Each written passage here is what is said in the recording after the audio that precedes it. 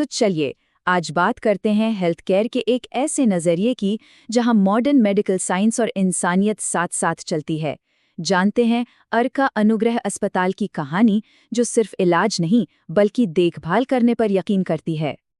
अच्छा, खाना खाने के बाद वो सीने में जलन वाली फीलिंग हम सबने कभी ना कभी महसूस की है ना? ये एक बहुत ही आम बात लगती है।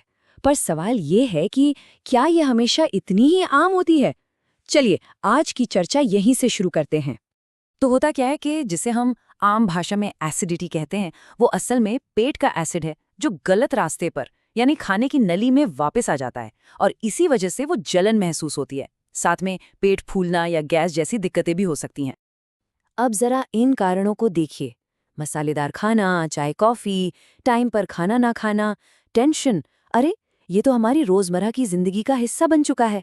लेकिन यही छोटी छोटी आदतें कभी-कभी किसी बड़ी परेशानी की वजह बन सकती हैं। तो फिर सबसे बड़ा सवाल ये उठता है कि कब समझें कि ये मामूली सी लगने वाली परेशानी अब गंभीर हो चुकी है। मतलब वो कौन सी लाइन है जिसके बाद हमें डॉक्टर के पास जरूर जाना चाहिए। चलिए, अब उन चेतावनी के संकेतों को समझते हैं जिन्हें हमें कभी भी नजरअंदाज नहीं करना चाहिए। यहाँ एक एक बात पर ध्यान देना जरूरी है। सोचिए, अगर सीने में जलन किसी को रात में नींद से जगा दे या खाना निगलने में ऐसा लगे जैसे कुछ अटक रहा है, तो ये सिर्फ एसिडिटी नहीं है। या फिर बिना किसी वजह के वजन का घटना, ये सब असल में रेड फ्लैग्स हैं जिन्हें गंभीरता से लेना ही चाहिए। और हाँ, एक बात बिल्कुल साफ साफ समझ लेनी चाहिए। अगर उल्टी में खून आए या उसका रंग कॉफी के बुरादे जैसा काला हो, तो ये एक मेडिकल इमरजेंसी है। इसमें सोचने या इंतजार करने की कोई गुंजाइश नहीं होती, फौरन मेडिकल हेल्प लेनी पड़ती है। तो जब बात इतनी गंभीर हो जाए, तब जरूरत पड़ती है सही देखभाल और भरोसे की। और यहीं से अर्का अनुग्रह अस्पताल की कहानी शुरू होती है। एक ऐसी जगह जिसकी नींव 3 दशकों से भी ज्यादा के अनुभव और भरोसे पर रखी गई है। मिलिए डॉक्टर रमेश मकाम और डॉक्टर सरस्वती रमेश से। इनका मकसद सिर्फ बीमारी का इलाज करना नहीं है, बल्कि उस इलाज को दया और संवेदना के साथ करना है। और यही सोच पिछले 30 सालों से इनके काम का आधार रही है। इनकी यात्रा भी बड़ी दिलचस्प है। एक तरफ डॉक्टर मकाम, जो सर्जरी की लेटेस्ट टेक्निकों के एक्सपर्ट बने, दूसरी तरफ डॉक्टर रमेश, जिन्होंने सेहत को एक होलिस्टिक नजरिए से देखा, योग और नेचुरोपैथी के जरिए। अर्का अनुग्रह अस्पताल इन्हीं 2 कमाल के दृष्टिकोणों का संगम है। अब जरा इस नंबर को देखिए, 1600 से ज्यादा।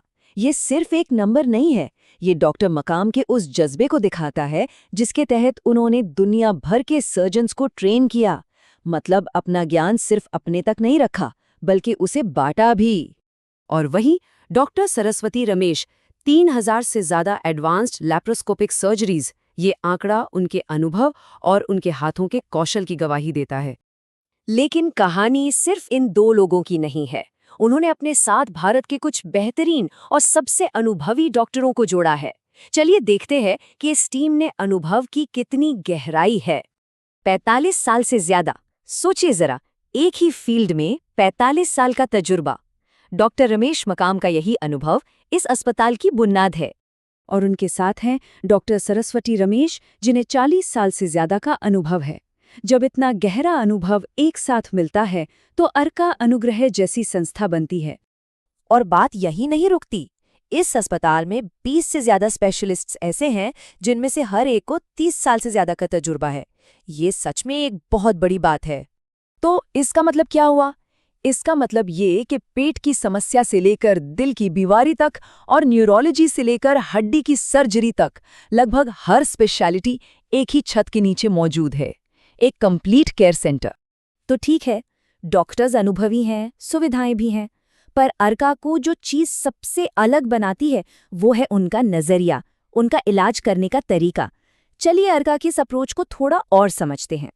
ये स्लाइड बहुत अच्छे से समझाती है कि फर्क क्या है। देखिए, ज्यादातर जगहों पर क्या होता है, सिर्फ लक्षणों का इलाज, लेकिन अर्का का अप्रोच है प्रॉब्लम की जड़ तक पहुंचना। ये हर किसी के लिए एक ही जैसा ट्रीटमेंट नहीं, बल्कि हर मरीज की जरूरत के हिसाब से एक होलिस्टिक और इंटीग्रेटेड केयर प्लान बनाते हैं। और इस बेहतरीन सोच को हकीकत में बदलने के लिए उनके पास वर्ल्ड क्लास फैसिलिटीज भी हैं। चाहे वो 24 घंटे चलने वाली क्रिटिकल केयर हो, मॉडर्न ऑपरेशन थिएटर्स हों या एडवांस्ड आईसीयू, हर चीज मरीज की सुरक्षा और आराम को ध्यान में रखकर बनाई गई है।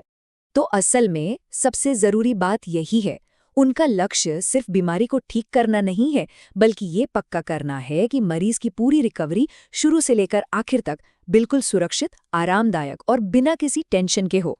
ये है देखभाल का असली मतलब। और यही बात उनके मिशन में भी साफ झलकती है। मॉडर्न, सबूतों पर आधारित इलाज, लेकिन दिया जाएगा पूरी करुणा और सटीकता के साथ। ये एक बहुत ही पावरफुल वादा है। तो आखिर में ये सवाल सोचने पर मजबूर करता है, हमें असल में कैसी हेल्थ केयर चाहिए? वो जो सिर्फ हमारी समस्याओं को ठीक करे, या वो जो सच में हमारे अच्छे स्वास्थ्य और कल्याण का निर्माण करे? एक ऐसा सवाल जो हम सबको हेल्थ केयर को देखने का अपना नजरिया बदलने के लिए प्रेरित करता है।